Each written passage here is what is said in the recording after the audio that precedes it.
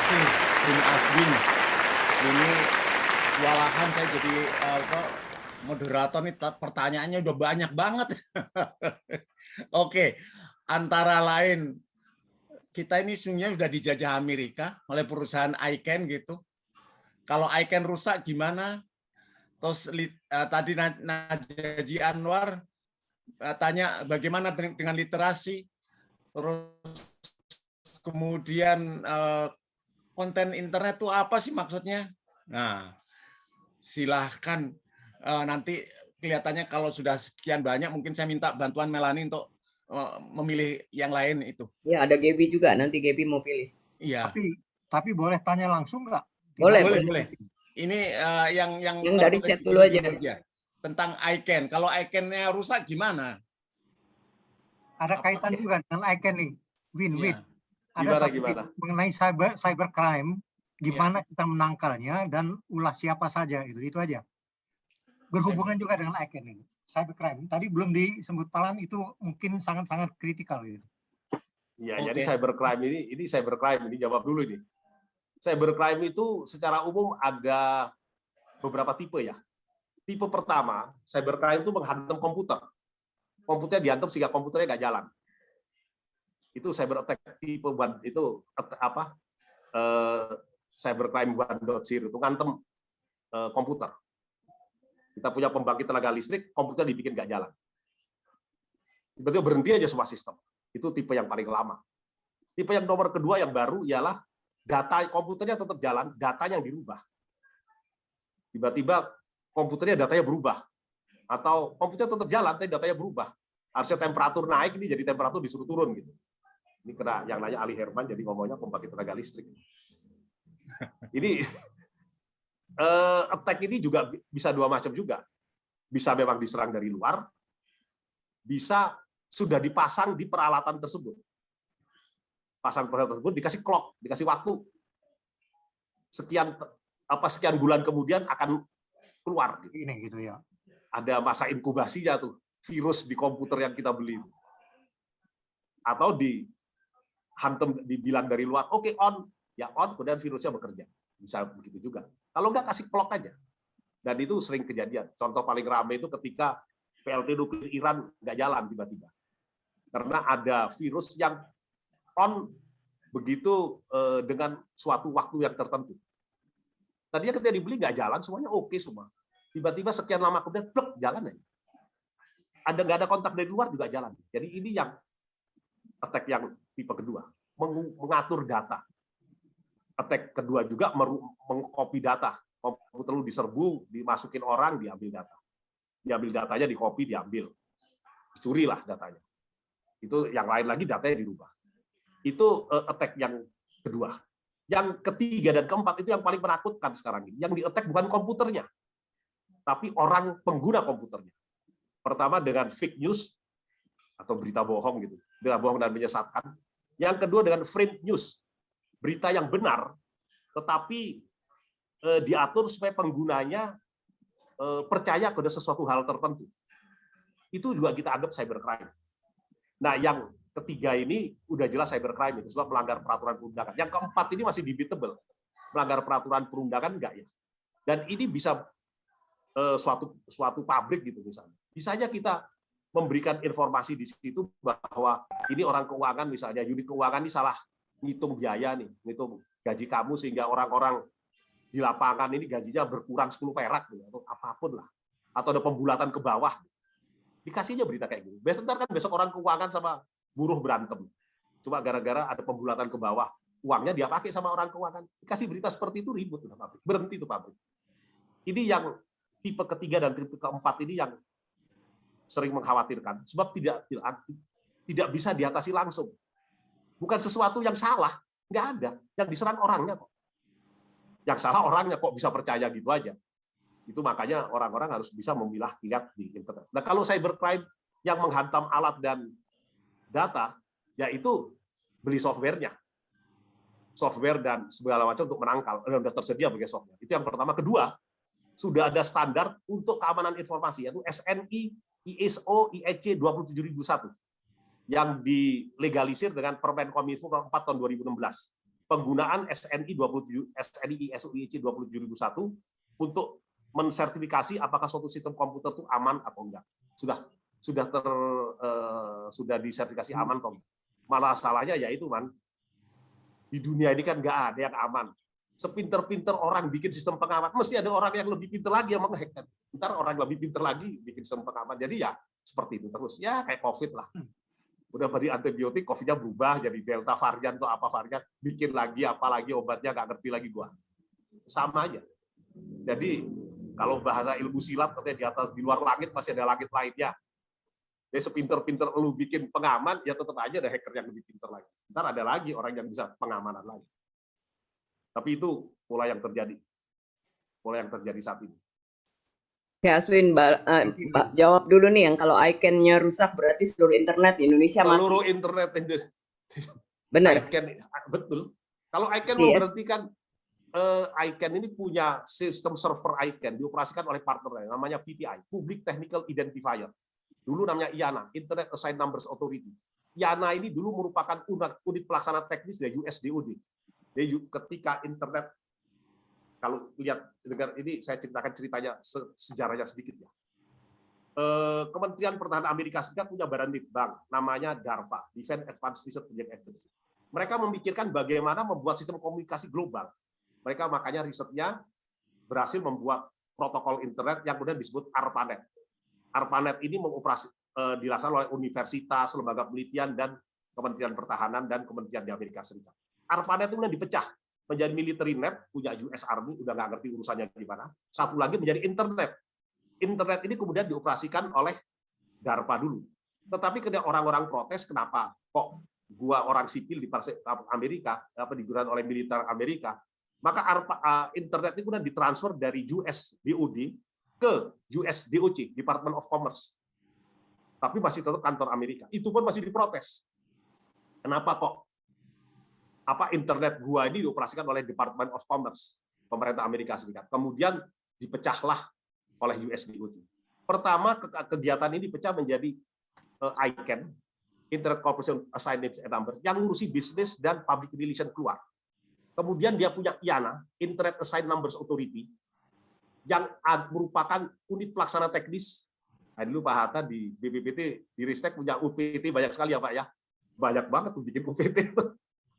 Unit pelaksana teknis dari US DOC, US Department of Commerce, yang mengoperasikan server sistem IT-nya segala macam.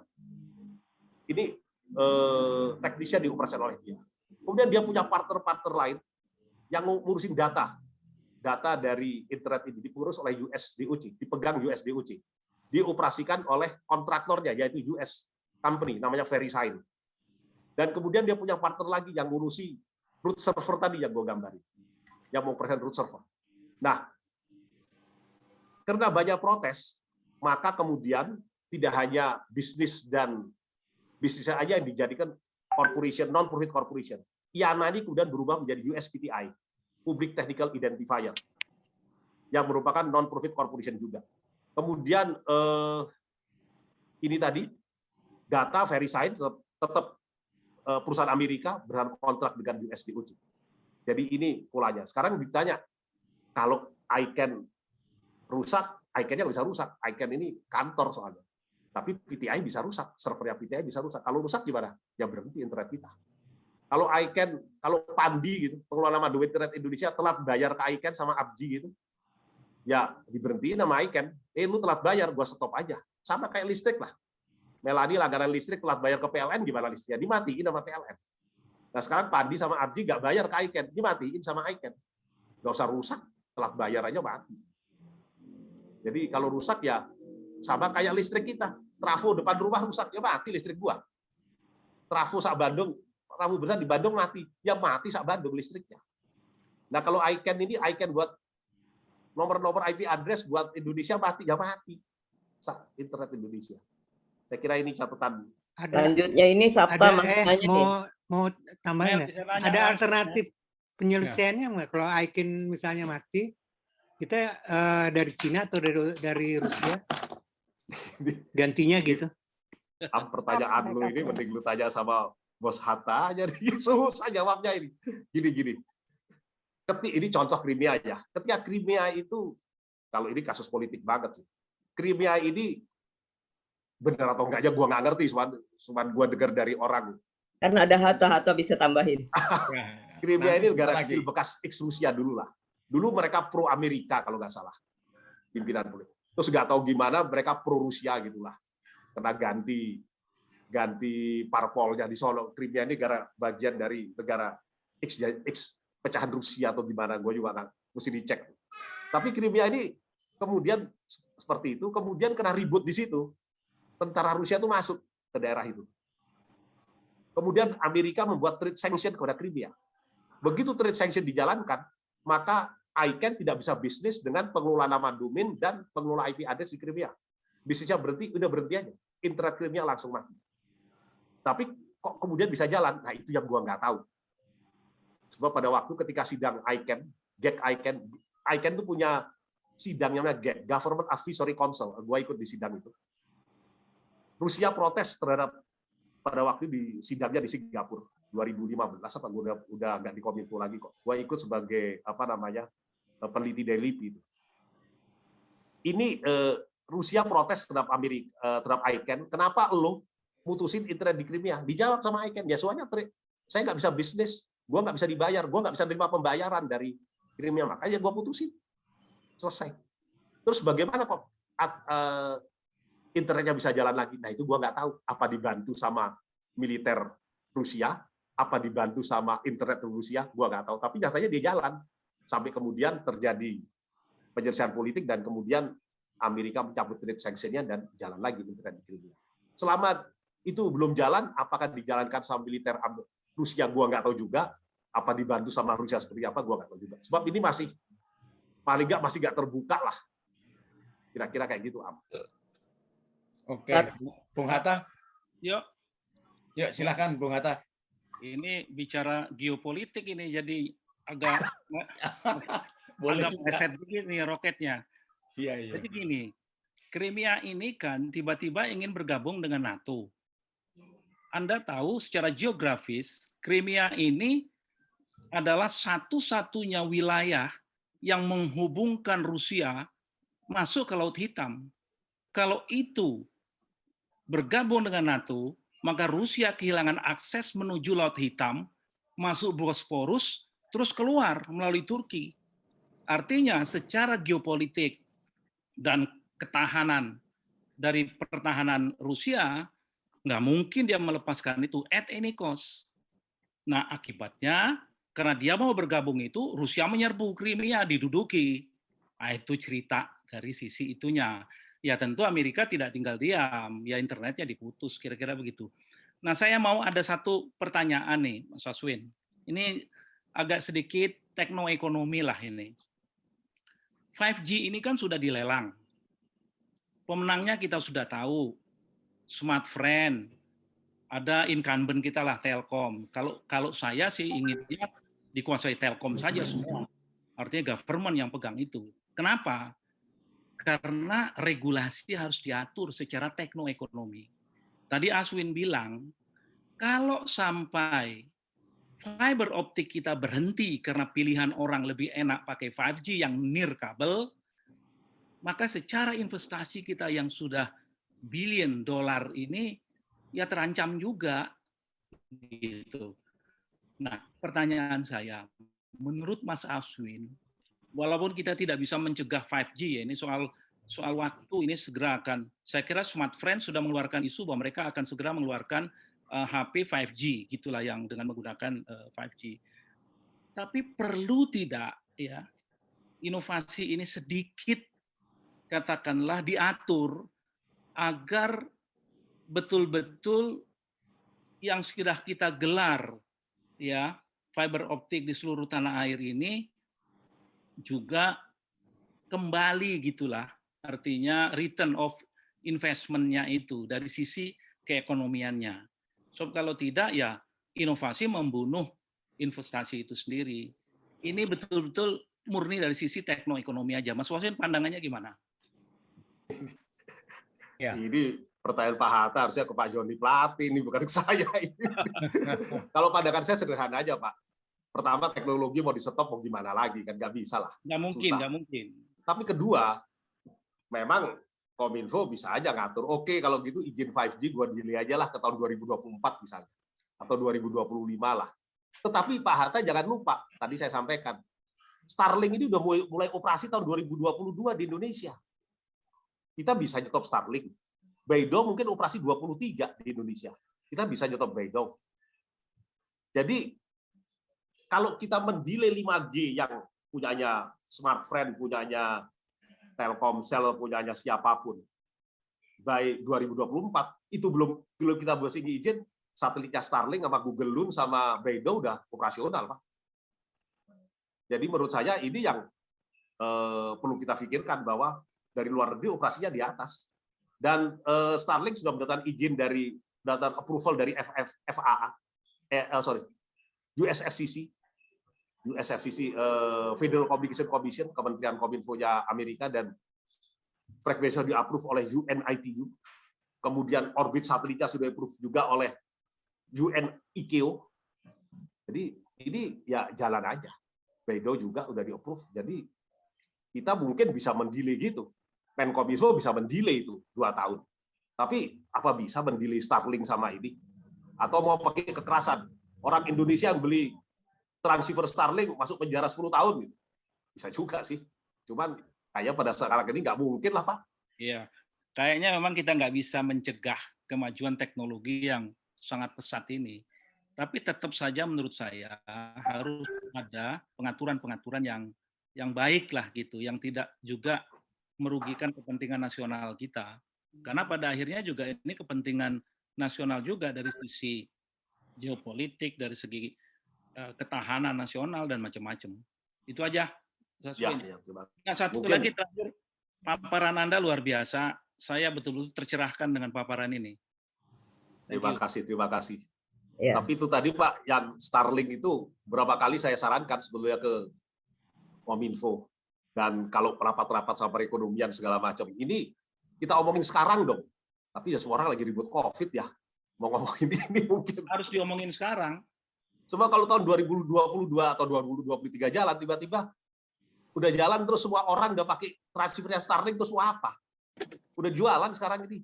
Kalau nggak salah $499 tuh sistemnya. Iya, bebas. Ya, gimana ya? Yes, Ali Herman mau bicara, nanti kemudian disusul Effendi. Effendi, Mas Effendi banyak sekali tulisannya, jadi lebih bagus diomongkan langsung saja. Ada Ali Herman dulu. Oke. Ada lagi 2 ya, Win ya. Pertama tadi yang sekarang lagi dikerjakan DKI itu ya, akan menghapus semua FO itu, fiber optik yang di tiang-tiang itu kelihatannya mau dipindah ke galian-galian itu. Kan itu 2 kali kerja itu nanti kan setelah 5G nanti atau Starlink. Yang kedua, data center itu Singapura mau buat ya. Udah siap-siap tempatnya ya. Dan katanya kita juga mau buat itu nanti, apakah nambah 13 service provider tadi atau mereka akan buat sendiri gitu. Thank you, Win. Itu aja, Win. Oke.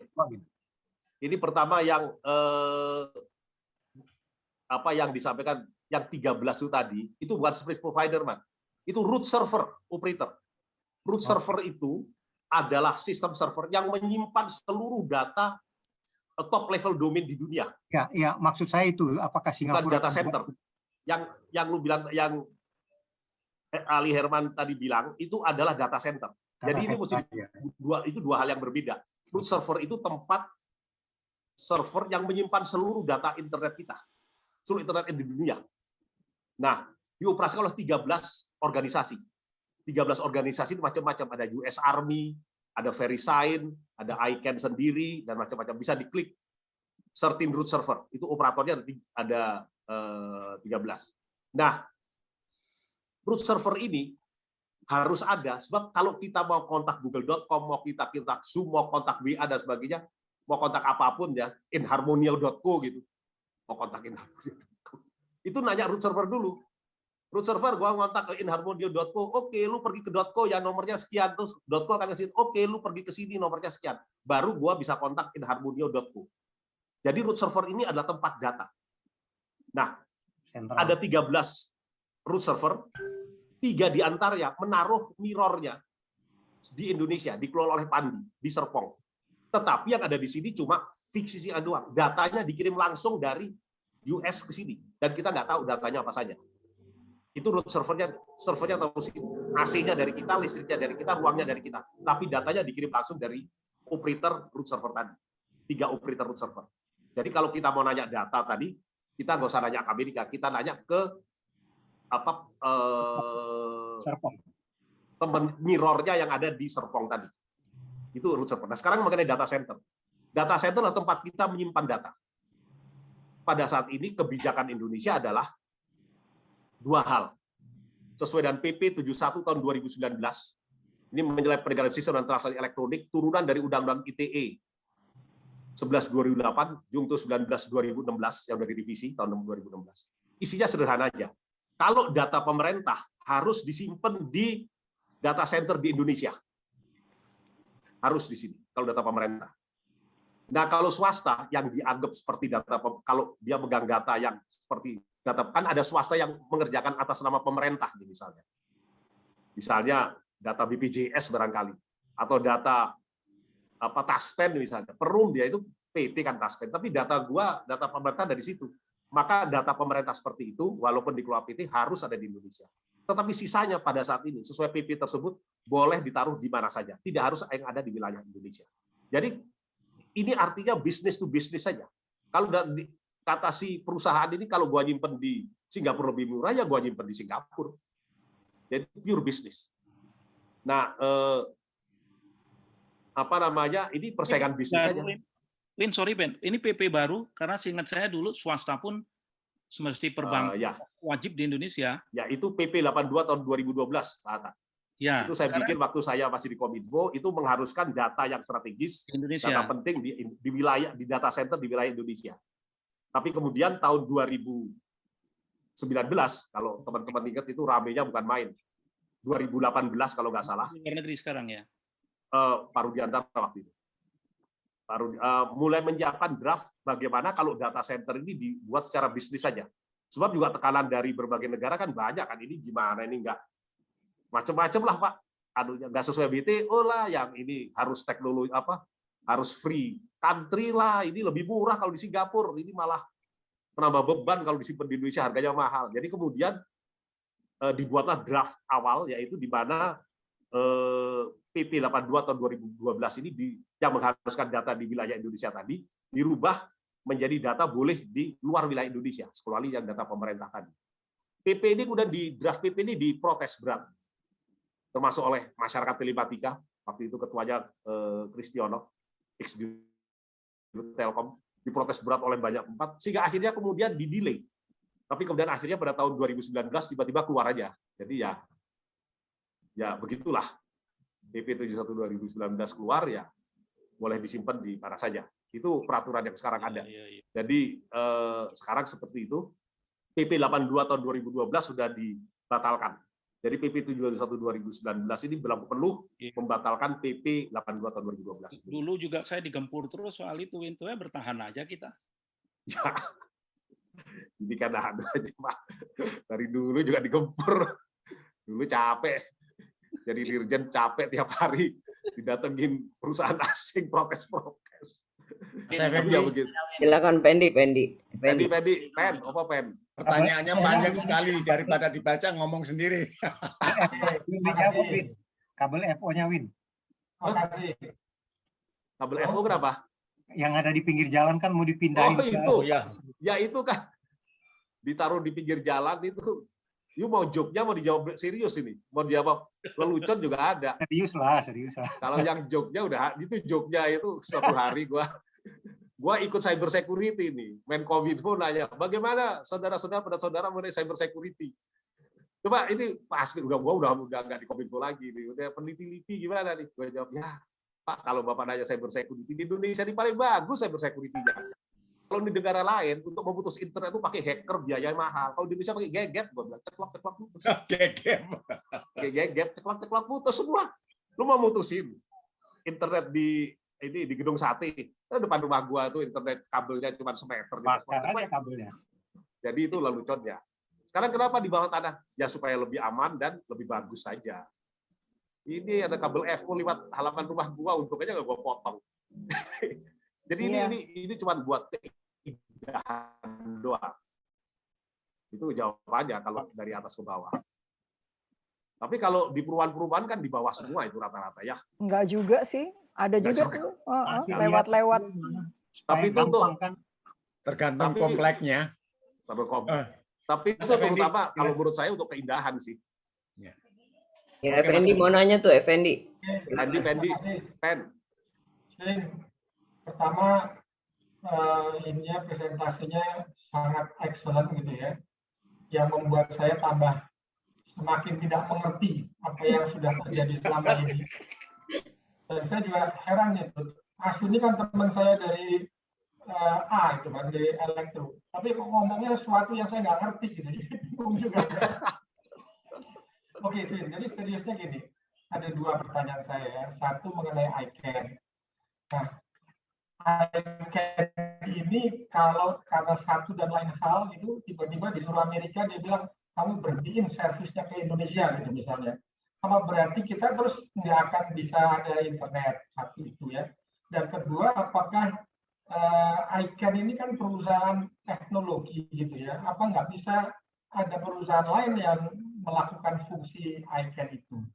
Nah itu pertanyaan pertama. Pertanyaan kedua, saya tambah bingung ini. Jadi kalau saya berlangganan internet misalnya dengan First Media atau dengan Telkom misalnya, nah, hubungan mereka First Media dengan ICANN ini apa gitu ya? Kita kan membayarnya ke First Media, tapi hubungannya dia dengan ICANN ini apa gitu? Itu sih kira-kira. Oke. Ya ini apa namanya? Pertama yang pertanyaan kedua dulu lah ya. Itu yang apa namanya? Ada di paparan gua tadi.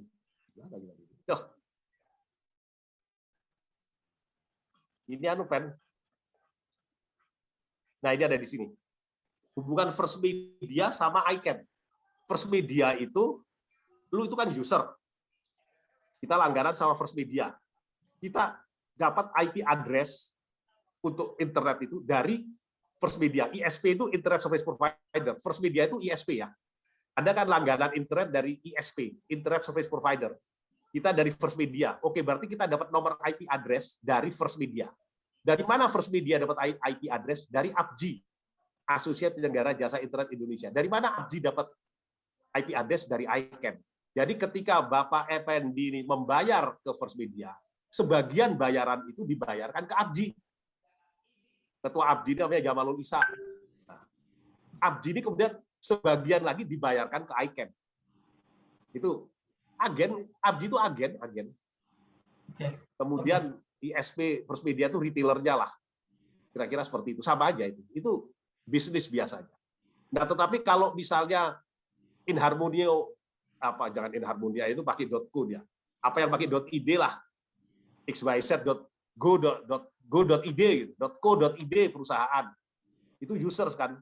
Dia bayar ke DNS operator. Dia mau langsung atau dia bayar DNS operator boleh. Kemudian dia bayar ke Pandi. Kita kan bayar nih untuk bayar ke Pandi. Gua bayar ke Pandi nih untuk pakai XYZ PT xyz.co.id. Gua bayar ke Pandi. Sebagian bayaran itu dibayarkan ke ICANN. Jadi semua berpusat ke ICANN semua. Itu dari sisi bisnisnya. Ya. Kemudian pertanyaan pertama tadi, jadi sisi bisnisnya ini jualan aja. ICANN itu yang punya dijualin ke sini ke Pandi, dari Pandi ke kita, dijualin ke APJI, dari APJI ke ISP, dari ISP ke kita. Jualan aja. Kemudian tadi Anda nanya apa yang pertama tadi? Gua lupa. Kalau tiba-tiba misalnya Amerika bilang gitu. ICANN, ya. Berhentikan aja servis ke Indonesia. Ya. Mati gitu. Gua nggak tahu hukum Amerika yang penting. Gua nggak tahu hukum Amerika. Undang-undang Amerika bisa nggak Amerika melarang misalnya GE lu nggak boleh jualan loko ke Indonesia, bisa nggak seperti itu? Gua nggak tahu. Sebab itu hukum perdagangan Amerika. Tetapi kalau Amerika membuat undang-undang seperti tadi kita bilang mengenai Crimea, begitu Amerika bilang US trade sanction ke negara Crimea, ya langsung ICANN nggak bisa jualan IP address dan DNS ke agennya di Crimea, ya berhenti internetnya. Itu aja. Bisa nggak bilang? Nggak tahu gua. Itu tergantung undang-undang Amerika. Ada Win, itu Tadi Homeland masih Security. pertanyaan saya, maaf, tadi pertanyaan saya belum selesai. Nah, ICANN ini kan bekerjanya berdasarkan teknologi. Apa nggak ada perusahaan lain lagi? Oh yang ya. di ICANN? Gini. Ada nggak perusahaan lain yang bisa segitu? Jawabannya kalau kecil-kecilan bisa bikin jaringan antar komputer di rumah. Kan di kantor kita juga punya tuh jaringan internet kecil-kecilan. Tapi kan itu kan supaya kabel. Itu LAN, itu local area network. Tapi begitu besar, pakai apa namanya IP address, pakai DNS. Ya nyatanya belum ada itu yang bisa bikin. Nah, Cina udah mulai bikin. Rusia juga udah mulai bikin. Indonesia presiden telah memerintahkan pembangunan intranet pemerintah, jaringan intra pemerintah melalui Perpres 95 tahun 2018 mengenai sistem pemerintahan berbasis elektronik. Itu kalau you lihat buka Perpres 95 tahun 2018, presiden memerintahkan untuk membangun jaringan intra pemerintah, yaitu intranet untuk pemerintah Indonesia, pusat dan daerah. Kemudian bikin jaringan penghubung sendiri. Artinya tujuannya jelas. Sebab intranet pemerintah ini banyak negara udah mulai bikin, Singapura gitu bikin. Supaya kalau misalnya internet putus, maka minimal pemerintah masih punya intranet sendiri. Intranet ini kayak kalau hotel itu kayak itu loh. Telepon hotel. Ya, kalau kita di hotel dari kamar 1021 mau telepon kamar 520 kan nggak ke Telkom dulu kan, lu langsung mencet nomor kamar langsung dapet kan. Nah itu jaringan PABX di hotel. Nah intranet itu kayak PABX gitulah. Nah, tapi jaringannya internet itu sendiri, katakan dari kota Jakarta ke kota Cirebon misalnya, itu kan harus melalui jaringan juga. Nah itu apakah menggunakan internet atau menggunakan fiber? Menggunakan jaringan telekomunikasi. Kan ada jaringan Telkom. Untuk telekomunikasi kan kita bisa telepon pakai 02 dari Jakarta 021 ke Cirebon 02 berapa gitu kan ada jaringan telekomunikasinya. Nah kalau kita bikin intranet maka Pemkot Cirebon kalau nanti internet pemerintah jalan maka Pemkot Cirebon kalau mau kontak ke pusat ya ke Kemdagri gitu dia bisa pakai jalur intranet tadi itu nggak melalui internet ICANN. Oke. Ya, tadi Pak Hatta mau nyampaikan apa tadi? Saya nanya boleh? Herman Darnel. Oke. Herman aja, Herman. Ya. Oh, elektro juga nih, ini elektro aja yang nanya dulu ya. Aduh, elektro semua. Tapi Hatta kan tadi udah juga. Baik, Win, saya nanya gini. Pertanyaan saya sebenarnya adalah seberapa aman internet ini dalam kehidupan ya? Karena begini, tadi kan udah lewat satelit. Jadi kalau satelit itu semua serentak dihancurkan, rusak gitu ya. Nah pertanyaan saya kan, berarti hidup kita ini kan kacau nih. Mungkin buka ATM juga belum tentu jalan ya. Jadi repair-nya berapa lama? Terus apa yang sebaiknya kita siapkan untuk menghadapi situasi seburuk itu? Wah, ini pertanyaan anggota DPR mesti kayak gini. Itu sesuatu yang mungkin. Jadi apalagi juga nih persaingan antar negara ya. Bisa aja tiba-tiba terus satelit-satelit itu dihajar semua serentak. Ya. Risk management tuh. Nah, terus yang paling sebenarnya ini pengamannya apa gitu loh, backupnya. Ya. Jadi dua tuh, backupnya apa, terus kita menyikapi itu apa. Kan bakal ini nih, apalagi anak-anak muda mungkin kacau hidupnya kali. Gini, Pak. Ya. Bapak Herman Darnel ini nanyanya udah mulai mumet itu. Jawabannya sederhana aja. Ya, sederhana. Ingat nggak sekian tahun yang lalu satelit kita bergeser? Ingat nggak sekian tahun yang lalu waktu masih tahun berapa itu satelit kita tuh bergeser. Akibatnya telekomunikasi sebagian di Indonesia putus. Dan kita tidak bisa mencari satelit itu. Dan kita minta bantuan Amerika. Kemudian itu kalau diklik mesti ada itu masih di jari berita bahwa satelit kita bergeser, kita nggak bisa nyari lagi, telekomunikasi kita sebagian putus, kita minta bantuan Amerika, kemudian bantuan Amerika melalui NORAD mencari satelit itu, kemudian mengembalikan satelit itu ke orbitnya. Itu kejadian udah terjadi. Artinya apa? Nggak usah repot-repot dihancurin lah satelitnya. Satelit bergeser aja kita udah berhenti semua komunikasinya. Itu apalagi kalau dihancurin bubar lah. Nah, bagaimana backupnya? Ya cuma satu, terestrial dan kabel di bawah. Fiber optik. Fiber optik. fiber optik antar pulau yang sekarang digelar itu. Ya, Walaupun kadang-kadang ada yang putus. Satu lagi terestrial antar ini pakai terrestrial communication, pakai point to point communication, pakai kabel. Itu di bawah kekuasaan kita langsung. Nah, kalau satelit ya nggak bisa lah. Ternyata aja dulu bergeser aja kita mumet nyari satelit aja nggak bisa. Buru-buru lagi mau betulinya. Satelit terganggu itu berdampak nggak kepada transaksi seperti internet banking, belanja semua berdampak nggak itu? Tergantung internet bankingnya dia pakai jalur apa. Sebab kalau kita lihat ATM yang di rest area misalnya, kalau kita lihat ATM yang di rest area, itu di atas gedungnya itu kan ada antenanya kan? Iya. Masih ingat nggak? Lihat aja di rest area itu pakai antena itu. Itu antena langsung ke satelit. Jadi itu masih terganggu. Tapi ada ATM yang nggak pakai satelit, dia pakai kabel. Kalau pakai kabel, pakai terestrial. Kalau satelitnya terganggu, maka yang pakai terestrial nggak terganggu, yang pakai satelit terganggu. Itu aja. Nah, apakah itu sudah diamankan oleh sistem kita? Karena begini, Win. Saya ingat ketika gangguan blackout, itu kenapa lama? Ternyata salah satunya adalah karena komunikasi untuk menyalakan itu tergantung kepada telepon selular. Dan setelah 1 jam, telepon selular tadi drop. Dan ketika ditanya ke Telkom, kenapa Telkom drop, mereka nggak pakai lagi backup power karena PLN sudah andal. Jadi ini sebenarnya kehidupan bisa lumpuh kalau telepon ini tidak diamankan dari kesiapan powernya gitu. Nah, saya lihat gini, di sistem Indonesia itu tidak ada regulasi yang mengharuskan telepon tadi punya backup power sendiri. Jadi kalau sampai seperti sekarang, hampir semua katanya Telkom dia nggak ada lagi backup, hanya yang sedikit punya backup power. Jadi dia mengandalkan PLN. Sedangkan PLN kalau padam total itu akan mengandalkan Telkom. Jadi putus tuh linknya. Ya itu menarik juga ini. Artinya kalau kita bikin aturan bahwa seluruh BTS harus dilengkapi dengan backup power sampai sekian jam atau sekian hari, ya biaya tambah mahal itu. Ya, jawabannya cuma urusan duit aja ini. Kalau begitu kita kasih persyaratan tambahan, pasti mereka ngecas ke kita kan. Si Telkom atau si Indosat atau siapapun ngecas ke user lah. Tambah mahal. Bisa aja bikin aturan gitu. Sampai sekarang setahu saya tidak diatur, tetapi secara teknis mereka selalu punya backup power kecil untuk menghadapi kalau terjadi putus sebentar. Listrik itu kan kadang-kadang ada tegangan turun sebentar terus naik lagi. Pada waktu tegangan turun sebentar, dia bisa terganggu ini. Karena itu dia punya UPS, uninterrupted power supply, untuk mengatasi gangguan-gangguan listrik yang down, voltage-nya turun sebentar, naik lagi, turun sebentar, naik lagi, dan semacam itu. Kedua kan memang seluruh sistem BTS itu kan pakai DC ya, bukan AC. Jadi AC dari PLN selamanya di DC-kan dulu.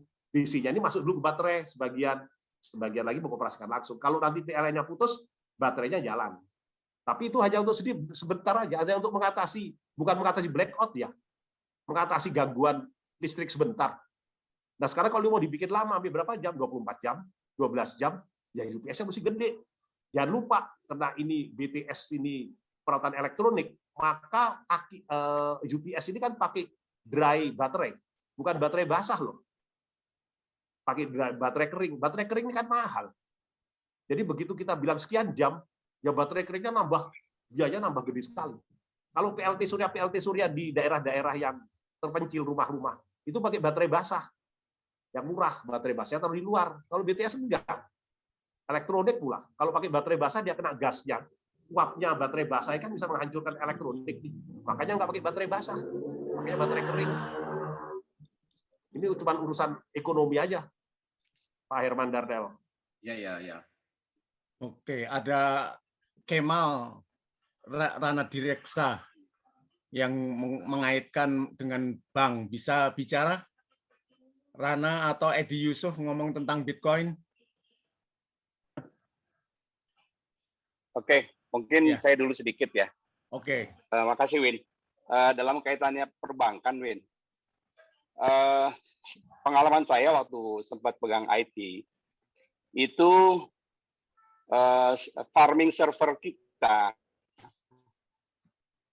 BNI waktu itu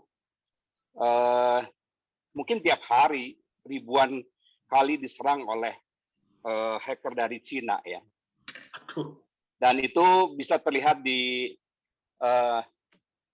operation room, ada dashboardnya, berapa banyaknya frekuensi serangan itu, dan ya itu alhamdulillah mungkin banyak firewalls yang dipasang sehingga tidak mengganggu operasional perbankan. Mungkin hampir di seluruh perbankan seperti itu.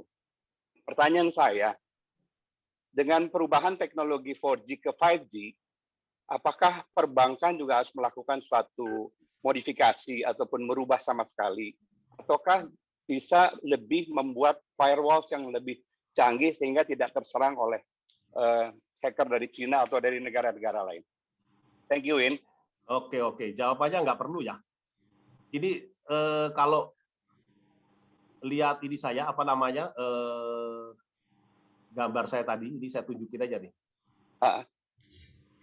Yang 4G ke 5G, itu ada di yang hijau di jaringan telekomunikasi. Oke. 4G, 5G di jaringan telekomunikasi. Yang lu bilang di, apa namanya, internet diserang, itu di yang biru ini, yang di atas. Beda ini. Ya. Nah, kita mengamankan yang biru, yang pakai firewall segala macam di yang biru. Di hijau ini enggak. Oh iya, betul. Oh, di yang jaringan biru telekomunikasi. Ya, benar. Jaringan telekomunikasi cuma menghubungkan internet dengan sistem kita. Telekomunikasinya enggak diserang. Yang diserang kan you punya internet kan yang ada di jaringan biru ini. Server farming kita. Internet. Jadi kalau yang telekomunikasi antar ya nggak ada bedanya. Cuman sekarang bisa nirkabel gitu aja. Sekarang lebih cepat kalau mau turun data itu aja. Itu perubahan di 5G, jaringan telekomunikasi. Oke.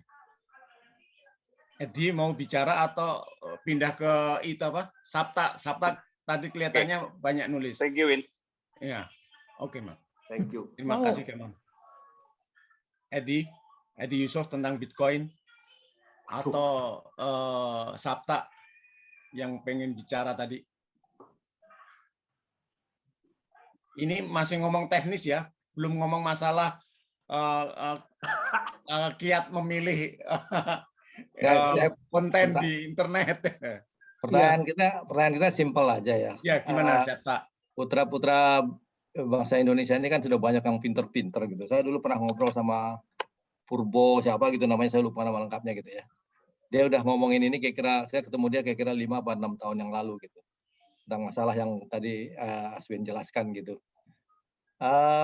Apa sih inisiatif dari kita untuk supaya ketergantungan seperti itu, kok Cina bisa gitu ya toh, Rusia bisa.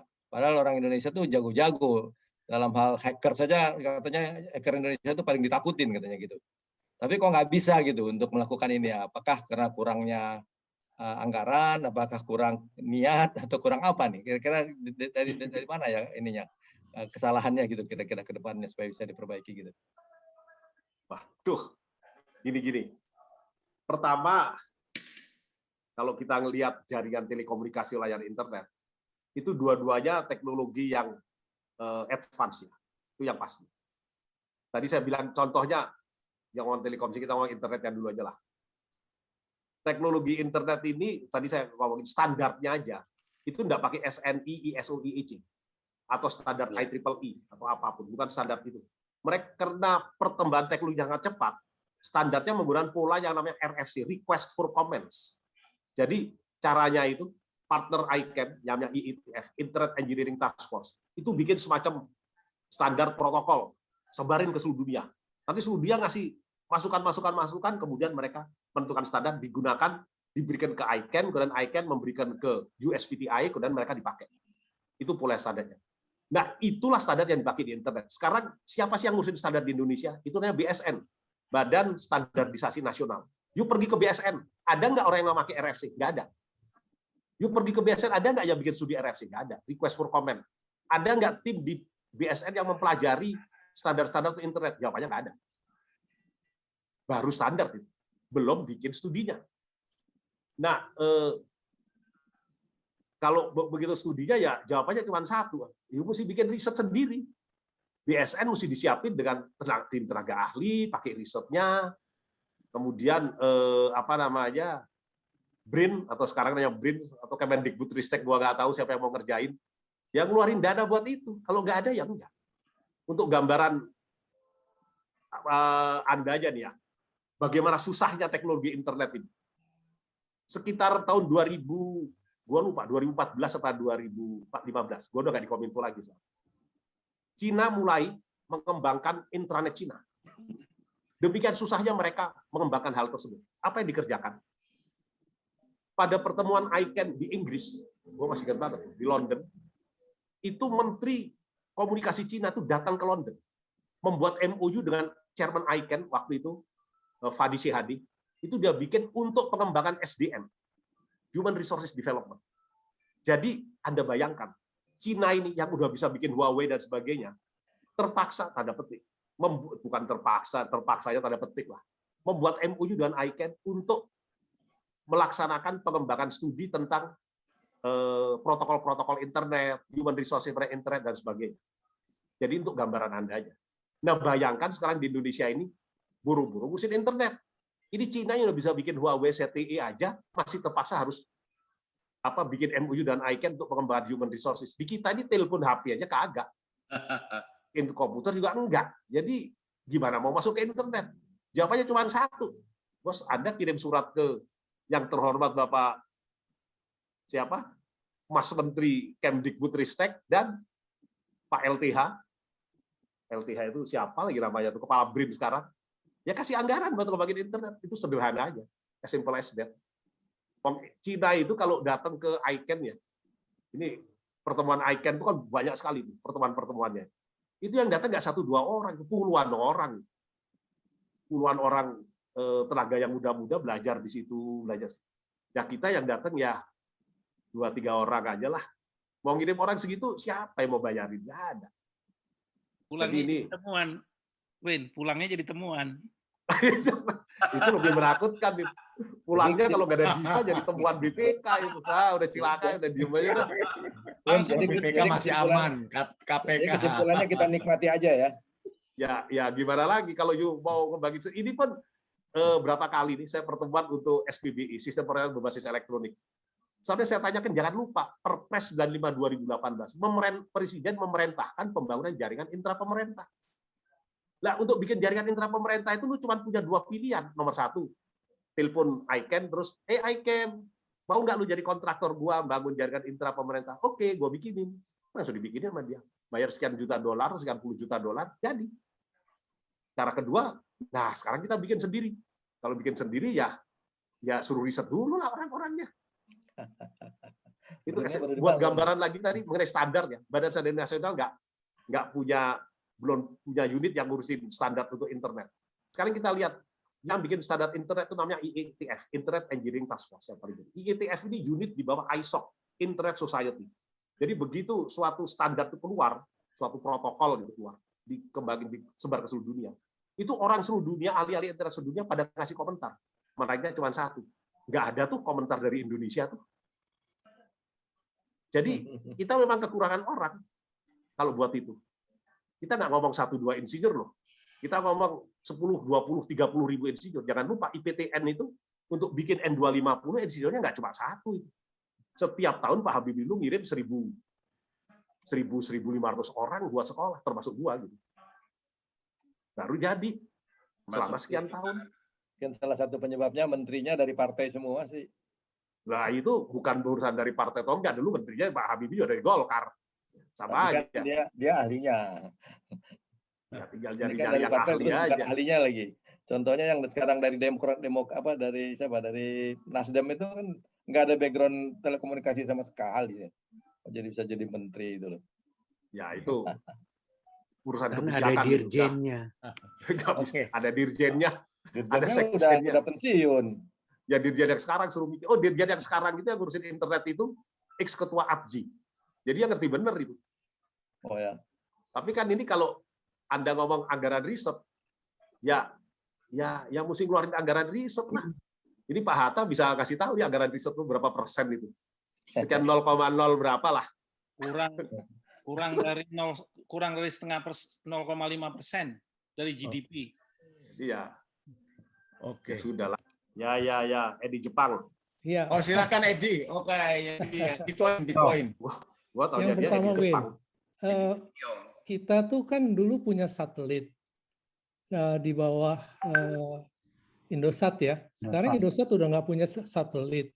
Kemudian kita sekarang itu dunia perbankan, bisnis dan lain-lain itu sudah banyak yang rely on satelit gitu.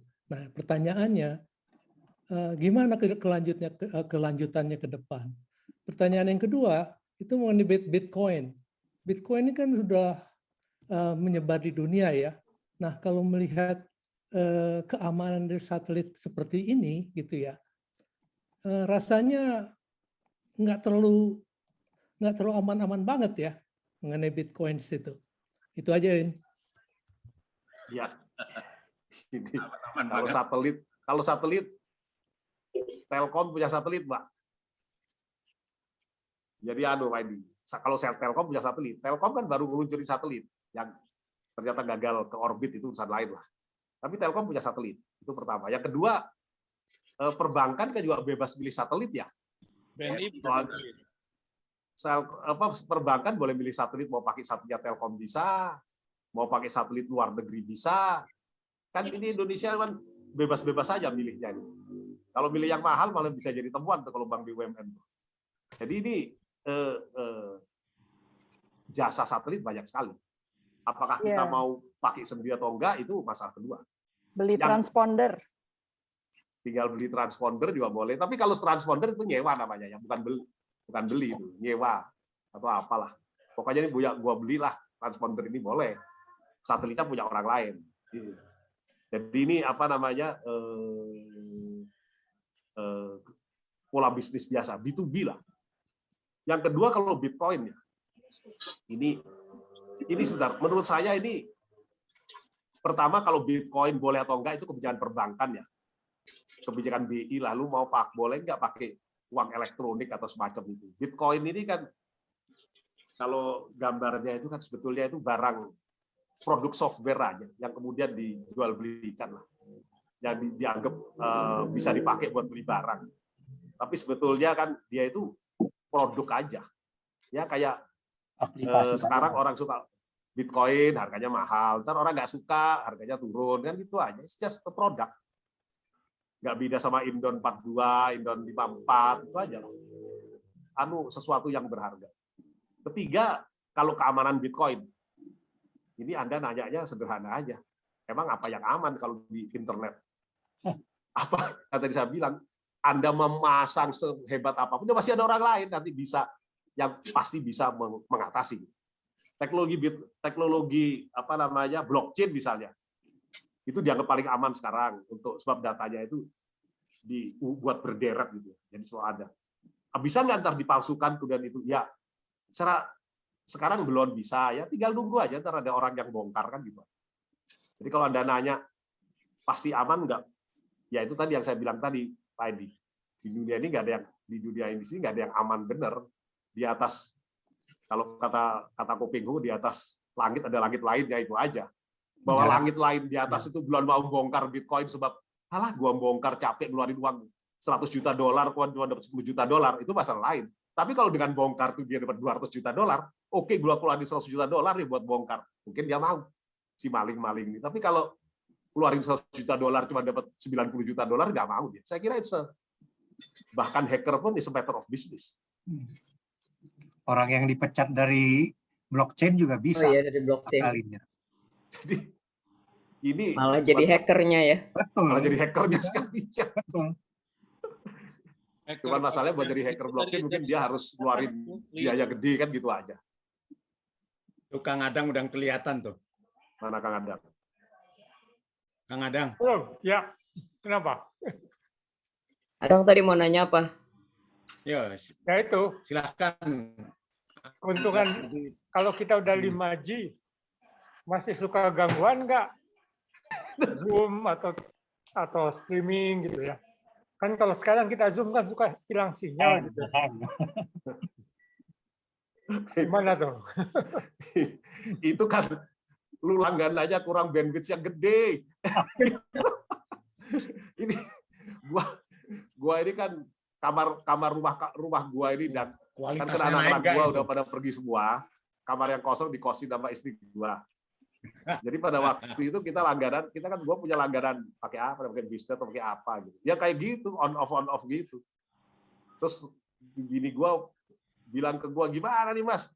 Anak kos pada protes." Ya gua bilang, "Nah, lu langganan buat serumah buat kita berdua sama pembantu pakai HP segala macam, sekarang dipakai anak kos sama 5 anak kos. Ya habis lah bandwidth itu. Kalau mau dicepetin gimana, bandwidth-nya digedein, dan bandwidth itu kayak jalan raya gitu loh. Lu mau bikin mobil supaya cepet gak ada hambatan gimana? Pakai jalan tol, pakai jalan digedein jalannya ya. Kalau jalannya kecil, gang ya nggak bisa. Jadi belok lagi ya. Udah jalannya kecil, dipakai banyak mobil, ya macet. Caranya gimana? Jalannya digedein. Itu Lubang-lubang. Jalannya digedein. Jadi saran gua sih sederhana aja.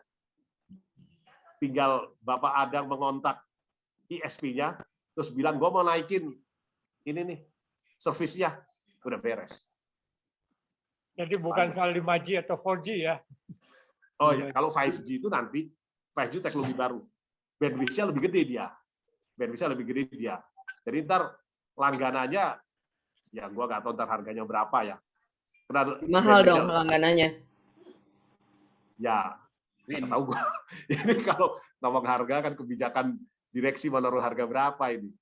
Bandwidth itu ada di kontrak langganan, Win. Kan speed-nya. Oh, ada. Dan speed-nya itu adalah up to. Kalau siapa MNC dia up to. Kalau up to itu ya bisa dari nol kan? Iya. Soalnya langganan bandwidth sudah gede, dipakai 10 orang. Jalan tol juga bisa macet tuh. Nah, lu dulu jalan Jakarta-Bandung gua pakai jalan puncak, dulu nggak macet. Begitu banyak mobil jadi macet. Bikin jalan tol Jakarta-Bandung. Lalu nggak macet. Tapi begitu mobilnya banyak ya macet. Jadi pakai kereta cepatnya itu Adang. Mesti kalau bikin kereta cepat beda lagi. Tapi maksud gua gitu. Apa namanya? Ngelihat bandwidth itu kayak ngelihat jalan aja deh. Kalau jalannya sempit, banyak mobil yang lewat, macet. Jalan digedein, jadi nggak macet. Mobilnya tambah banyak, ya macet lagi. Caranya gimana? Digedein lagi. Kira-kira kayak gitu. Atau nggak usah jalan. Nggak usah jalan. Win, terima kasih Win. Saya cuma mau nanya gini, kalau kita di Cina ya, kan dia kan musuhan sama Mark Zuckerberg ya, jadi kita nggak bisa pakai WA, nggak bisa pakai Facebook. Itu gimana caranya ya? Gimana caranya? Di blok. Di bloknya di sini. Artinya yang ngeblok kalau di kita misalnya siapa yang bisa ngeblok begitu? ISP atas perintah pemerintah. APJI jadi ya? Iya. Ini gua kasih gambarnya ada di sini. Kelihatan kalau digambar. Bentar.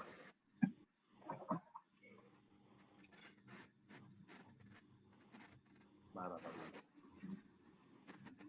Lah kok gini?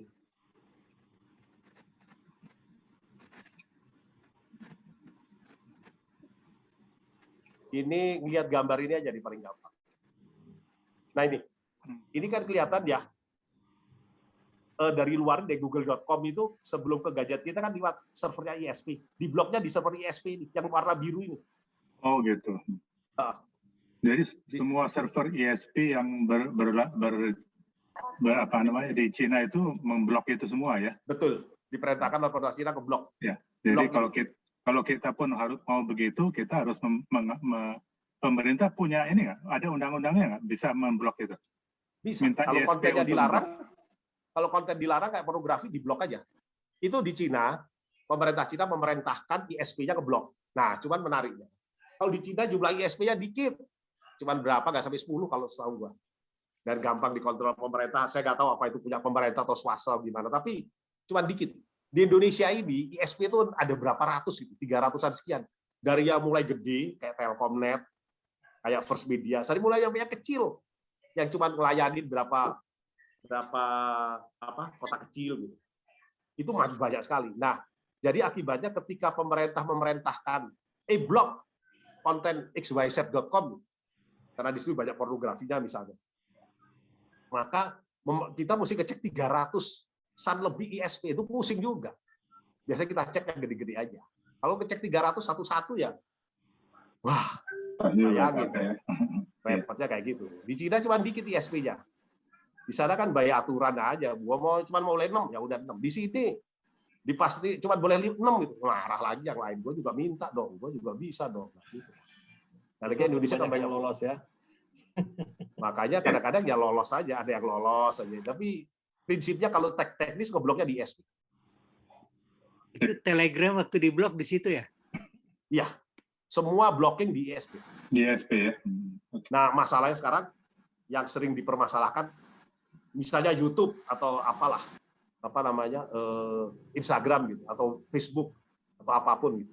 Ada bagian-bagiannya yang dilarang. Misalnya di YouTube ada gambar, ada berita tentang SARA misalnya, video tentang SARA atau video tentang apa namanya pornografi gitu. Gimana caranya ngeblok?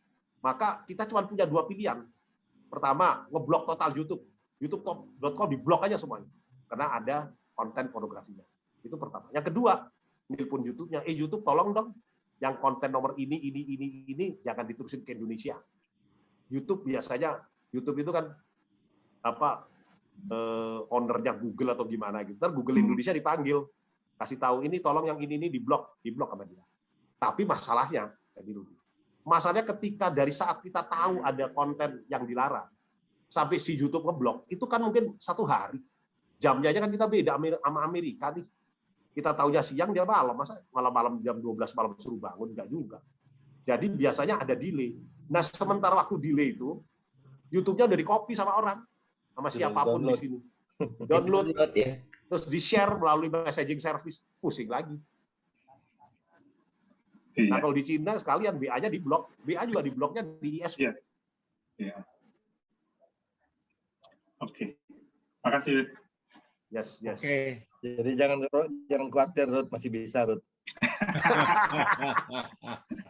Enggak, artinya pemerintah kan harusnya bisa artinya kita bisa belajar dari Cina bagaimana kita mengendalikan hal-hal yang tadi membahayakan ya. Jadi pertanyaannya pemerintah punya niat nggak untuk melakukan hal tersebut? Tidak hanya masalah konten itu, tapi kalau ada hal yang sifatnya mungkin tadi ya strategis dan lain-lain kan harusnya bisa ya. Ya bisa. Kayak secara Telegram kalau kan teknis teroris. kalau apa namanya secara teknis nggak ada yang nggak bisa. Secara teknis nggak ada yang nggak bisa. Masalahnya itu tadi kita mau ngeblok YouTube semuanya. Iya itu dia. Langsung gitu. Oh YouTube ada gambar blok langsung diblok semua bisa. Detik itu juga langsung berhenti tuh YouTube Indonesia. Ngamuk nih orang Indonesia nih. Satu lagi Ben. Kalau misalnya Cina atau Rusia itu bikin internet ya semacam ICANN gitu. Nah pertanyaannya pasti suatu saat kan ada kemungkinan bisa berkomunikasi ya antara kita pengikut ini dengan pengikut ini gitu ya. Kalau enggak kan mungkin tidak bisa. Seperti kalau nggak salah kan sekarang GPS juga ada Rusia kan juga menyediakan service GPS juga kan? Iya ada GLONASS. Iya GLONASS kan gitu. Nah itu gimana? Jadi artinya misalnya saya pengikut Cina gitu, kirim email ke yang teman saya di Amerika nggak bisa dong kalau nggak ada komunikasinya. Gini, jawabnya gini. Internet Indonesia ikut Amerika diatur sama server di Amerika. Betul. Internet kalau ntar Cina mendapatkan internet lagi, maka diatur sama Cina. Sekarang tinggal 2 operator ChinaNet, RUNET, RussianNet dengan internet Amerika nih, ICANN. Jadi operatornya Cina ini mau nggak berhubungan? Mau komunikasi. Kalau mereka mau berhubungan, beres. Iya. Jadi gua pakai langganannya sama RussianNet.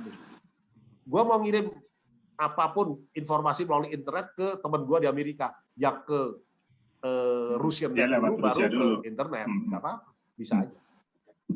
Tinggal mereka open. Dan gua pribadi gua sih mikirnya nanti kalau mereka udah jadi benar, ya mereka akan terhubung juga. Kan ini bisnis. Iya.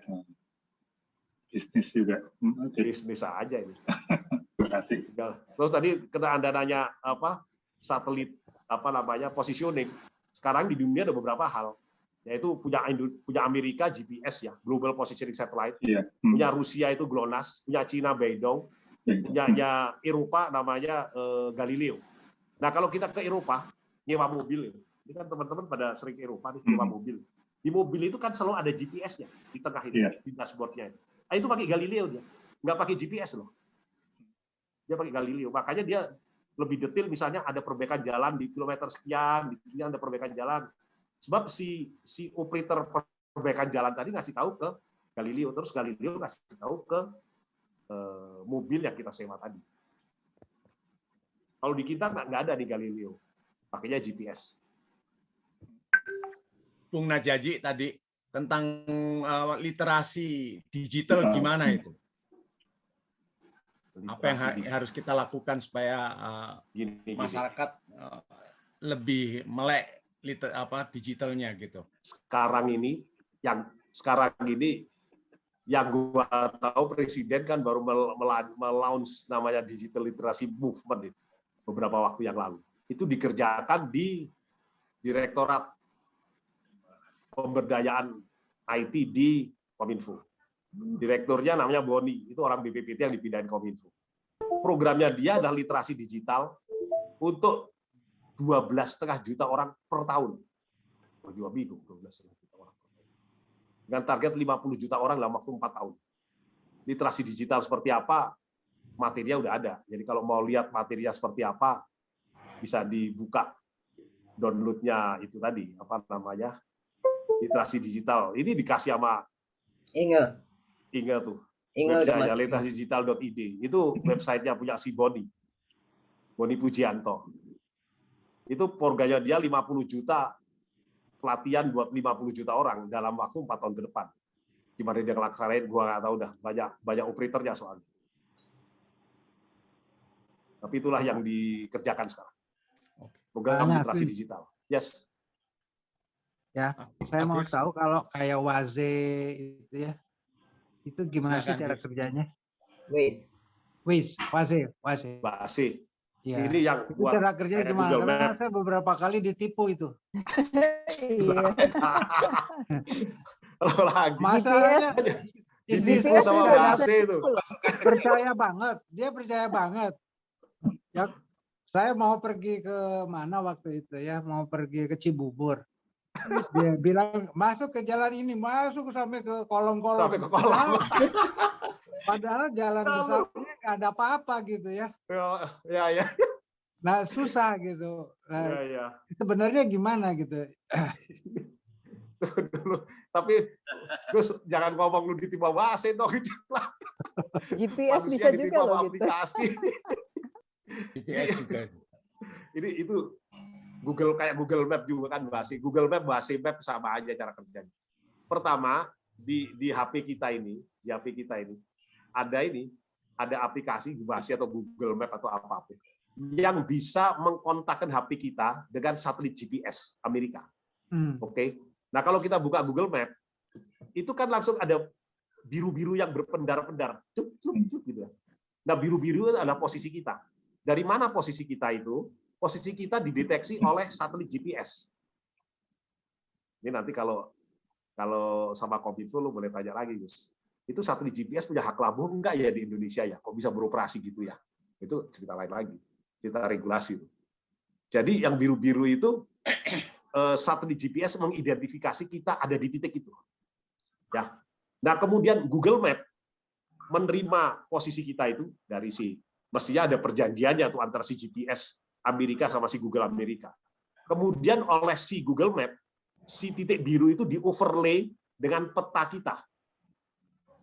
Di-overlay, digabung. Jadi dengan demikian kita tahu, oh gua ada di jalan Sudirman dekat gedung ini.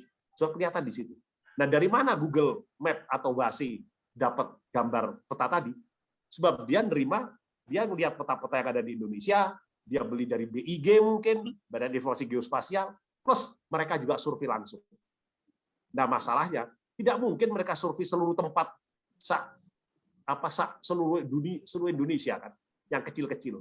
Maka mereka mempercayakan informasinya dari survei, dari peta, gambar peta, foto peta.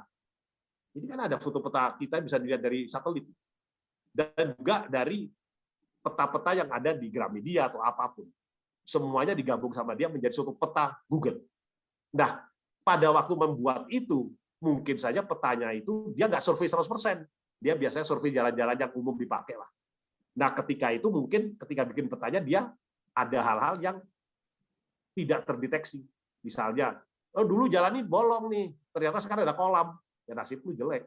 Dapat kolam lah kita. Sebab dulu ketika gua survei nggak ada kolam. Atau menurut gambar peta yang gua terima dari Gramedia nggak ada kolam, ternyata ada kolam, kan gitu. Dulu nggak ada pabrik, ternyata sekarang ada tembok, ya kena tembok kita. Sebab dia kan tidak memperbaharui tiap minggu atau tiap bulan, mungkin sekian tahun sekali ya perbaiki. Jadi itu peta itu ya tidak 100% up to date ya, yang dibuat oleh Google ini. Surveinya Google pertama. Ada kamera polisi di depan tuh dari mana dia taunya? Ya, kan dia ada survei. Kamera. Hah? Kan dia survei juga. Mobilnya Google itu dimulai mobil surveinya Google dilepas oleh Menteri Menindak. Waktu itu Bu Mari Pangestu tuh yang lepas mobil survei Google. Gue masih ingat, gue pas masih di Kominfo tuh. Bu Mari Pangestu pakai bendera gitu ngelepas mobil survei Google jalan pakai kamera 8 area muter-muter gitu. Tahu semua lah dia. Dan gua nggak tahu dia jalan kemana, tapi mestinya nggak semua jalan dia datang. Jalan utama lah. Jalan utama mungkin sering disurvei.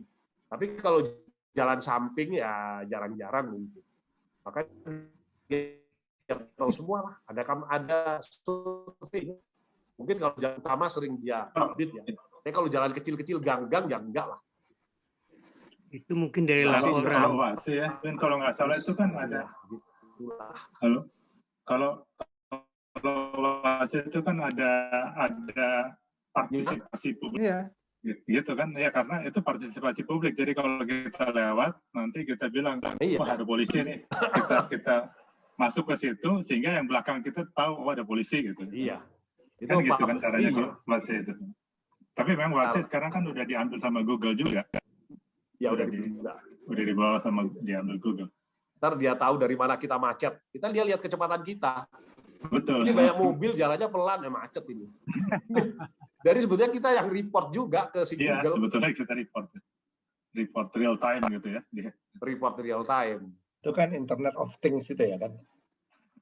Kita report real time. Google Map juga suka salah tuh. Iya. Gua ke Marina Batavia pakai Google Map, udah di depan itu pagarnya ditutup. Ya iyalah. Emangnya sih mobilnya Google survei tiap hari ke situ? Ya enggak lah. Soalnya waktu itu hari Minggu kan. Kata satpamnya kalau Minggu ditutup.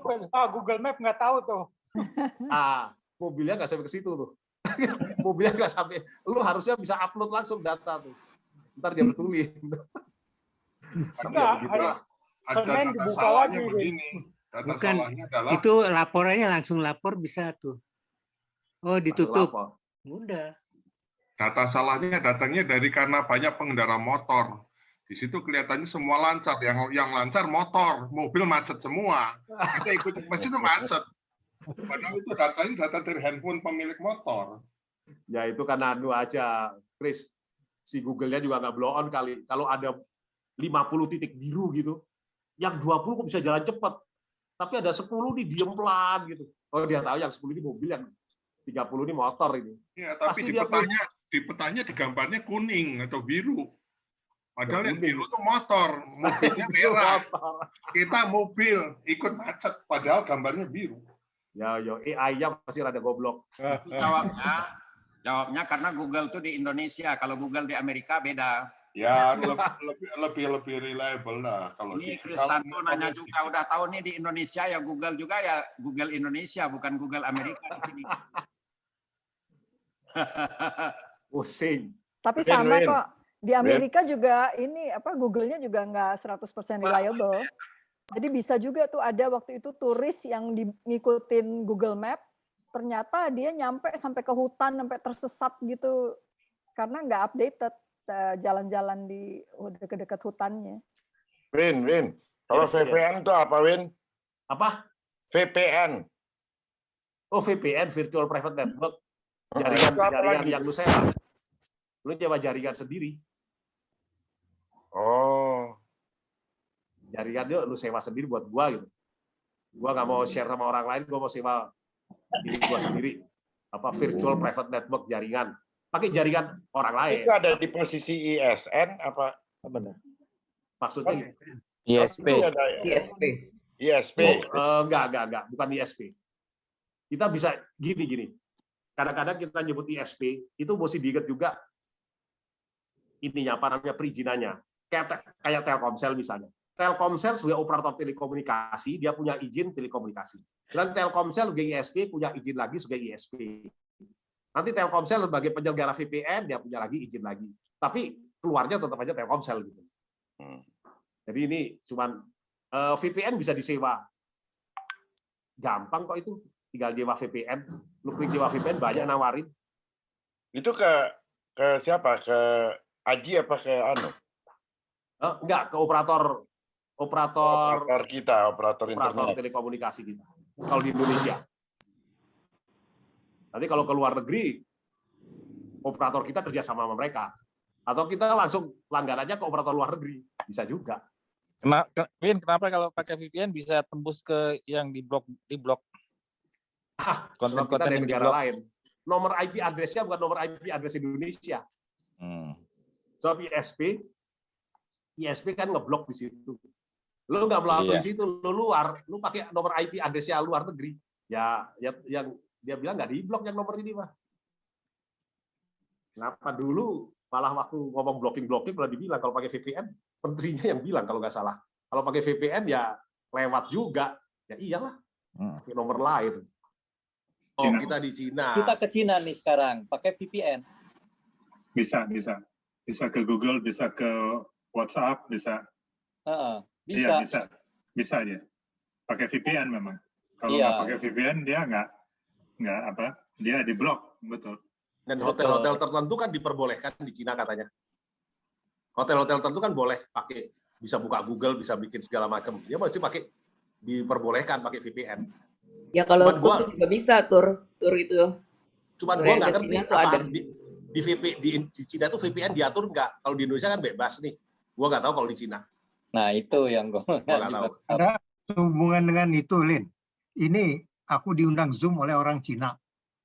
Itu bahasa Cina, cuma angka itunya aku tebak-tebak aja. Ini pasti ID ya. Ini pasti password. Yang lainnya Cina, kan berarti itu ISP Cina kan? Nggak mungkin. Gini, mungkin aja Zoom-nya. Cina kan suka keras. Iya, Zoom-nya bahasa Cina semua, karakter Cina. Nggak kebaca. Operator Zoom-nya disuruh pindah ke Cina. Operator Zoom Cina ada lagi. Ya itu artinya dia pakai di sana, link ke kita kan? Dia, lu di Indonesia ini peraturan pemerintah kita juga mengharuskan operator itu mendaftar ke PSI, penyelenggara sistem elektronik di Indonesia. Jadi kalau lu nggak daftar, harusnya lu nggak boleh masuk. Tapi ya di Indonesia ya belum diblok. Ya belum diblok. Atau mau dikencengin. Ini Google kalau nggak daftar ke PSI, nggak operator sesuai dengan aturan Indonesia diblok. Ntar yang marah kan Ali Herman. Mau nonton YouTube jadi nggak bisa, gimana di pemerintah ini gitu, cilaka. Dulu Vimeo itu banyak pornografinya diblok aja orang udah ribut. Win, ya. atas kan udah banyak banget tuh satelit ya, udah mati nggak punya bahan bakar lagi, itu dibuang kemana tuh satelit yang udah mati itu? Sampah angkasa.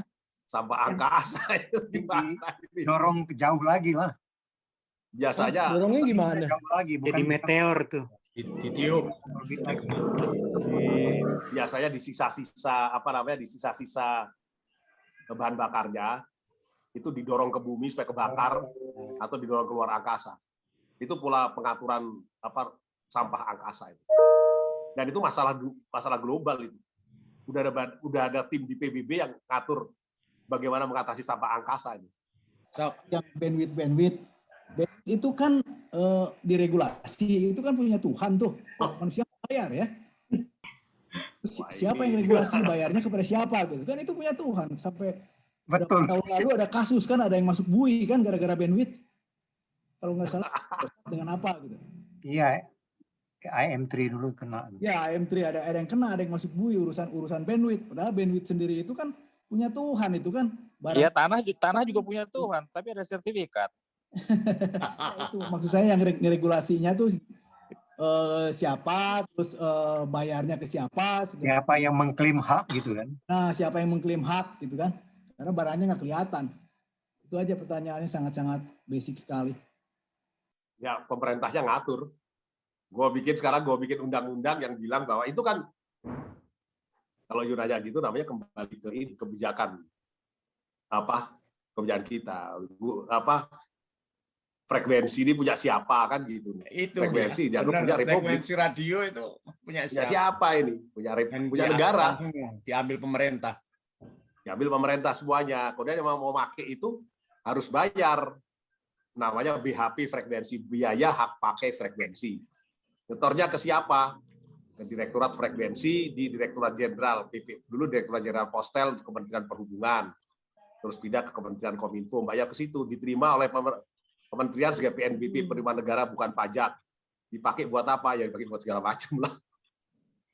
Kalau nggak dikuasai nanti tabrakan. Oh, jadi nggak masuk ke Kementerian Keuangan langsung ya, seperti sumber daya alam. Oh, masuk. Ada pengaturan lagi itu PNBP, penerimaan negara bukan pajak. Penerimaan yang bukan. Oleh semua kementerian distorkan lagi ke Kementerian Keuangan. Ada pengaturannya lagi itu. Oke. Yang mengatur demikian. Sekian persen dimasuk ke Kementerian Keuangan, sekian persen buat operasional kantor, dan sebagainya. Kalau yang ngatur bandwidth antar negara, kan itu kan bandwidth. Nah, itu UNITU. ITU itu ya. Ada, kalau udah frekuensi antar negara, bagaimana mesti supaya nggak saling mengganggu gitu, diatur oleh UNITU. United Nations itu International Telecommunication Union, kantornya di Jenewa. Justru dengan judul ini kan memilah konten internet, kita kemana nih arahan dari Pak Aswin? Kira-kira kemana nih? Wah, kan judulnya itu. Nah, itu arahnya sederhana aja. Kalau konten internet itu kita milih, yang jelasnya kita milih yang bisa kita percayai lah. Sama ini tadi gua gambarin nih di sini. Mana dia? Ke belakang. Di belakang tadi. Nah ini, kalau kita terima di physical space, kan kita mesti memilah informasi mana yang bisa gue percayai. Nah demikian juga di internet, kita gue memilah informasi mana yang bisa dipercayai. Nah bagaimana cara memilahnya? Itu rule of thumb-nya sederhana. Begitu kita nerima suatu ini kok, ini off ini. Rule of thumb.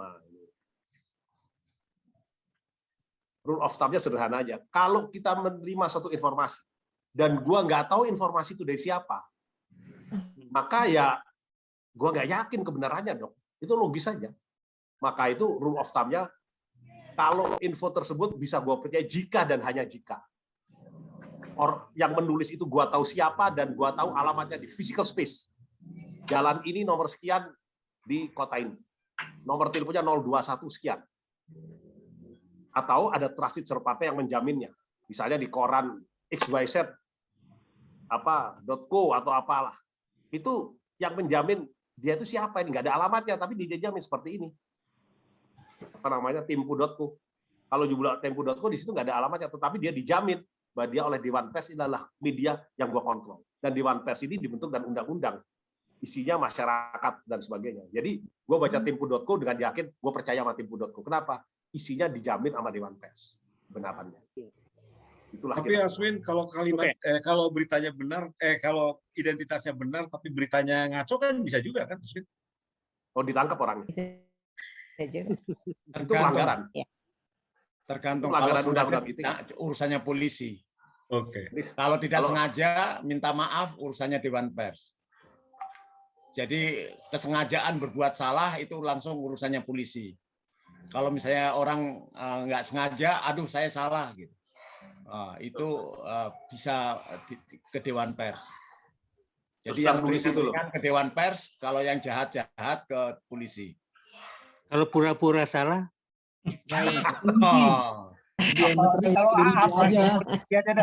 kan ada yang dirugikan. Yang dirugikan akan melapor, saya tidak setuju dengan Dewan Pers, ke polisi boleh. Tapi jarang yang seperti itu. Jadi Tapi susah cari dari awal siapa yang menyebarkannya, susah, ya kan?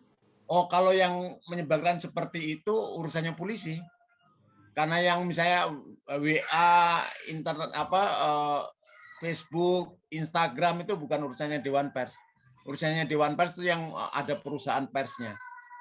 Misalnya tadi Yang ada Tempo, daftarnya di Pikiran Rakyat, terus Kompas, ada Berbasis internet nggak polisi ya? Ya, Enggak. polisi. Enggak, berbasis internet kalau terdaftar di Dewan Pers, urusan Dewan Pers juga. Ya, asal ada physical space-nya aja. Dan ada orangnya, ada alamatnya. Kalau tidak, urusannya polisi. Yang contoh yang ini tadi. Ini Tempo.co ini kan online ini. Tapi dia terdaftar di Dewan Pers. Tempo.co, Siber. Ini PT Jakarta, Jalan Palmerah, 021 sekian. Red Tempo.co. Ini urusan Dewan Pers ini. Misalnya Tempo.co ada yang salah gitu, kita protesnya ke Dewan Pers dulu. Siap. Orang-orang yang bikin berita-berita ngaco itu gimana caranya? Kan dia nggak tahu. Harus ada yang melapor. Ada yang pertama ada yang lapor. Chris mau bikin itu. MBS. Bisa macam-macam caranya. Bisa macam-macam caranya. Pertama dilihat dia di mana, di FB atau di mana. Misalnya di FB, dia ngisinya di YouTube atau di mana. Dia ngantemnya siapa sih? Kedua. Kemudian kalau ketika kalau dia WA orang misalnya, kirim WA gitu. Ini dari mana gitu, uploadnya di orang ini, jam berapa di uploadnya. Kita bisa dicari misalnya aja. Ini orang menguploadnya dari IP address nomor sekian. Kan ketahuan di IP address-nya. Bisa dicari di forensik. Orang ini mengupload di FB-nya dari IP address nomor sekian. IP address nomor sekian ini punya siapa? Itu tinggal telepon Abdi. Abdi, IP address nomor sekian punya siapa? Oh, itu punya Starbucks di jalan di Pati Ukur. Oke, kalau gitu gue ke Starbucks jalan di Pati Ukur. Di Starbucks jalan di Pati Ukur gue cek. Lu punya WiFi kan? Nomor IP address lu ini. Iya. Oke, jam sekian nih siapa yang di sini? Kan ada kameranya di sini. Oh, ini ternyata Tuan Besar Firman Rahim nih. Pada jam 10.32 mengupload gambar pornografi di Facebooknya nih. Nah, ini gue cari dulu Firman Rahim nih. Itu misalnya contoh lah. Banyak cara-cara kayak gitu, itu pelajarannya ada. Dulu PPNS ya jadi kayak gitu, cari penyelidikan. Nyari gitu. Kalau cuma gitu aja. Macam-macam caranya bisa, kalau email gitu bisa di WA, bisa di forensik di di komputernya, atau kalau gitu kita cari secara fisik. Sampai di Starbucks ada kameranya, kan jam berapa? Jam 10.32 dari siapa ya? Ini. Siapa nih kira-kira yang orang yang sering kayak gini? Oh, si ini nih. Ternyata misalnya lu ngirimnya tuh 3 kali gitu ya. Ternyata orang yang sama selalu ada di kamera itu. Ini pasti orang ini. Nggak sulit kok itu. Yang seperti itu urusannya. Kalau dia ngirimnya dari satu tempat gimana? Kalau dia ngirimnya dari rumah misalnya gitu.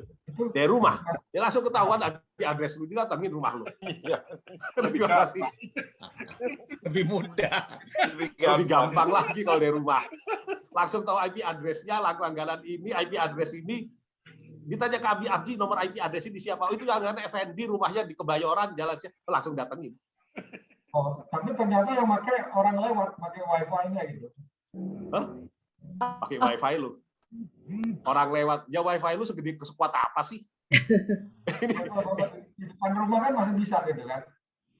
Masih bisa. Ya apapun masih bisa lah. Orang lewat di luar gitu kan. Alibi. Apa aja juga bisa. Tapi kata dicek lagi pada jam sekian. Kalau bisa ngomong pada jam sekian, ini 5 kali nih. Orang yang sama ini mengirim nih di sini. Tanya yang satu jam 12 malam, ini apa ada orang lewat jam 12 malam? Langsung diambil HP-nya. Kedua, gue bisa langsung, oke Pak. Untuk itu saya ambil HP-nya. HP lu diambil, gua forensik. Komputer lu sama HP lu gua forensik di lab. Langsung kelihatan. Login, logout-nya. Oh ini yang FND jam segini nih login-nya. Kelihatan. Udah nggak bisa lolos. HP sama... Kayaknya nggak usah coba-coba, Fen. Enggak, Ivan waktu itu lewat rumah gue soalnya dia tahu pas nggak pakai password lagi wifi gue. Woi, lu nggak pakai password lagi. Cepet pakai password. WiFi tanpa password itu sebenarnya rumah tanpa kunci. Gimana sih lu? Iya. Ini gimana? Elektro tuh, Fen. Ini prinsipnya dasarnya gini. Untuk pengamanan, apa yang kita laksanakan di physical space, kita laksanakan di cyberspace. Contoh. Kan bilang waktu itu Intel lewat rumah gua gitu, dan WiFi gua nggak ada, tahunya yang dipakai WiFi gue. Lah, ya gimana? Ya pakai password tuh, Pen kondisi. Omah ya dikunci, WiFi udah dikai password. Iya, pakai password. Ya. Pokoknya gini lah, Pen, apapun yang lu laksanakan di physical space, lakukan juga di cyberspace.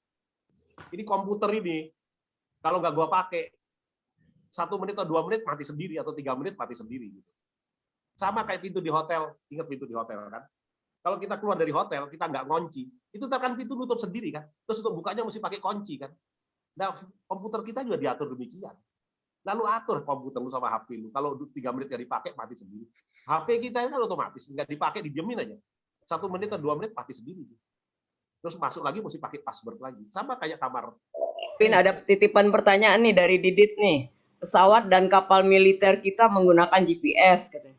Bisa diintervensi enggak sehingga bisa blackout atau melenceng? Pesawat dan militer kita. Kapal laut. Pesawat dan kapal militer. Bisa. Oke. Kalau apapun yang pakai GPS pasti bisa dirubah oleh DARPA sebagai operator GPS. Tetapi bisa diintervensi ya? Pasti. Wong itu datanya kayak data GPS kita. Begitu dikasih tahu, Jakarta dari Surabaya ke Jakarta ini salah harus ke sini, yang dia bergeser. Tapi kedua, setahu gua berbagai peralatan militer yang strategis biasanya nggak pakai GPS. Dia pakai pakai gyro untuk menentukan true north. Gyro itu apa? Ini ada ahli gyro nggak sih? Gyro itu peralatan yang menentukan true north, titik utara yang benar. Kemudian dari gambar kita tahu, pakai gambar. Kalau gue dari Jakarta mau ke Surabaya misalnya, ini true north sekian, gue mesti sekian derajat perginya. Nah kemudian dia sekian derajat. Nanti setiap saat si gyro itu ngatur ngecek true north lagi, kita udah arah yang benar belum? Kira-kira kayak gitulah. Linda nanya apa, Lin? Linda mau nanya nih, kemarin kan heboh tuh, ada yang ngirim konten dengan airdrop begitu. Emangnya seberapa aman sih airdrop itu? Kok berani-beraninya ngirim pakai airdrop terus udah gitu apakah bisa tersebar kemana-mana itu karena dijebol orang atau gimana? Ya ini kalau ngomong aman bisa